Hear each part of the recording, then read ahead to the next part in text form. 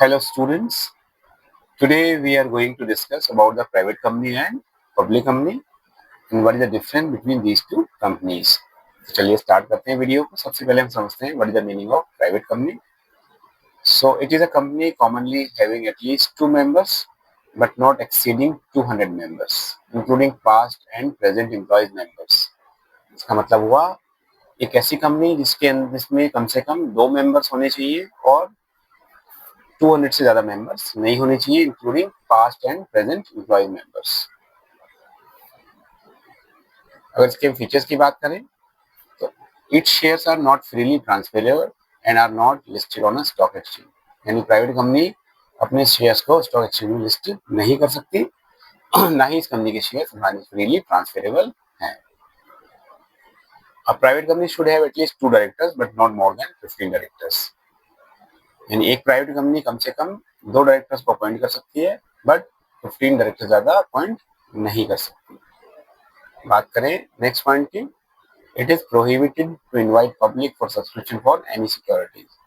यानी ये पब्लिक में अपने शेयर्स को लॉन्च नहीं कर सकती, यानी पब्लिक को ये इनवाइट नहीं कर सकती to subscribe capitals. The name of private company ends with the word private limited. तो ये बात हुई प्राइवेट कंपनी के बारे में। अब हम बात करते हैं पब्लिक कंपनी के लिए। पब्लिक कंपनी क्या है? It is a company having at least 7 members and do not limit to maximize members. यानी ऐसी कंपनी जिसके पास कम से कम 7 मेंबर्स हैं और मैक्सिमम नंबर ऑफ मेंबर्स की कोई लिमिट ना हो, that is called public company. अब पब्लिक कंपनी मे और मे नॉट बी लिस्टेड, यानी पब्लिक कंपनी को लिस्ट भी किया जा सकता है और लिस्ट नहीं भी किया जा सकता। But in case of issue shares to public for subscription, it is mandatory for the company to listed itself in the stock exchange. Listed company do not have any restriction on transfer of shares. If the company is listed, then it can easily issue shares to the public and also can transfer shares. आगे बात करते हैं, public company should have at least 3 directors and but not more than 15 directors. The name of public company ends with the word limited. A public company can raise its capital by the issue of shares to public for subscription.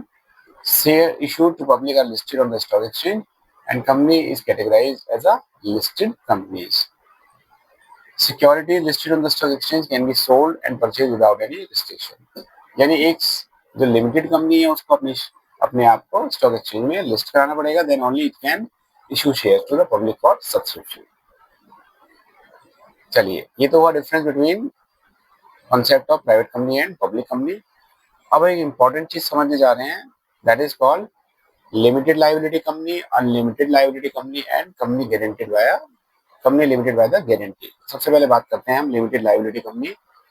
The members of its the liability of the members is limited to the unpaid part of the shares.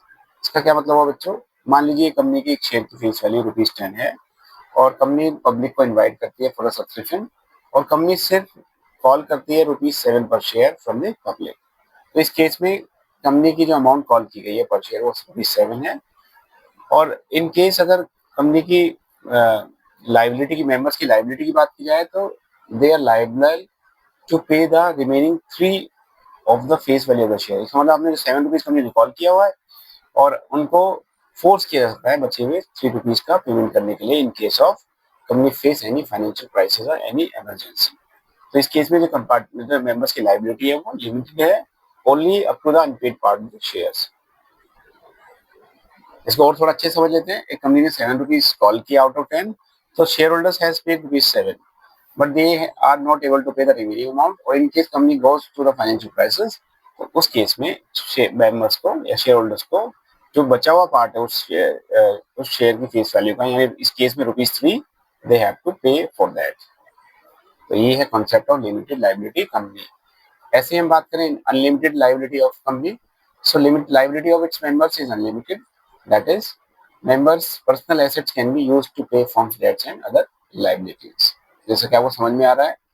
ऐसी company जिनमें members की liability unlimited है, तो इन case company को firm के dates या other liabilities को पे करना पड़े, मेंबर्स की पर्सनल एसेट्स को भी यूज किया जा सकता है।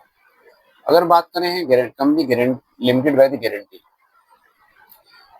इस केस में क्या होता है, members insures a guarantee to a contribute to certain amount to the company in case of company wound up. अगर यानी इस केस में मेंबर्स इंश्योर करते हैं कि वो एक पर्टिकुलर अमाउंट को का पेमेंट करेंगे इन केस ऑफ कंपनी बंद हो जाती है।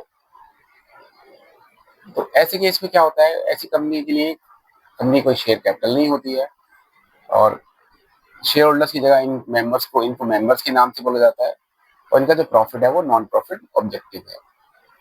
तो अगर हम कुछ एग्जाम्पल की बात करें, जैसे कि आईसीसी है, WWF, ICAI, FICCI, ये कुछ ऐसी ऐसी कंपनी है जिनका मोटिव प्रॉफिट अर्न करना नहीं है, but they are the company limited by the guarantee, यानी उनके जो मेंबर्स हैं उन्होंने इंश्योर किया हुआ है कि वो एक सर्टेन अमाउंट का पेमेंट करेंगे in case of wound up of the company. I hope आपको ये समझ में आया होगा difference between limited liability company, unlimited liability company और company limited by the guarantee.